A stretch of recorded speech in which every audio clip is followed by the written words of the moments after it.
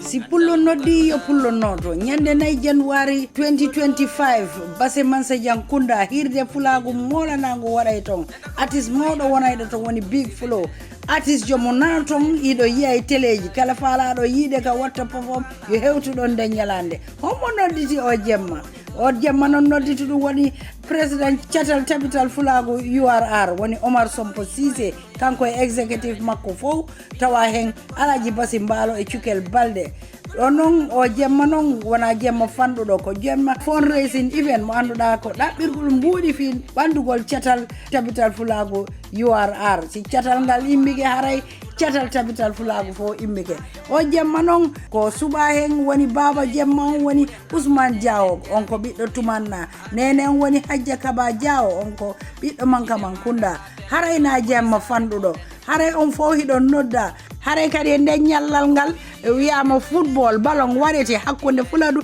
e tumanna don kadi non podondiral welngal wonay do yehe tambita don ko Fulagu wiya dum fo ko fi adugol bantare e nantoniral e wonugol gotum e nder Fulagu tawa hen mawbe base mawbe fulbe cewbe fo non nodda tambitagol o jemma Fulagu fi bantare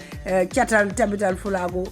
mo URR hare o jemma non nodda hen tambitade o jemma woni Samba Gelajo Mbalo ha France president Tabital Fulagu mo Gambia Alaji Sidi Dem executive makko fo yejjitaki non ministre Demba Sabali yejjitani non ha joni non nodda e o jemma mawdo woni honorable Mama Kande honorable Niti Balde nodda hen advisor president woni Sehu Mbalo Salifu Mbalo Lamin Seydi governor Samba Ba governor URR e governor CRR woni Sidi Lamin Ba Pulagu fo si Pulagu noddi yo Pulagu noto hale goto accaka bawo ale tambito don o jemma hirde fulbe woni nyande nday January 2025 honto dum wadata Mansajang Kunda haray nodditi woni Alhaji Omar Sompo Cissé president chatal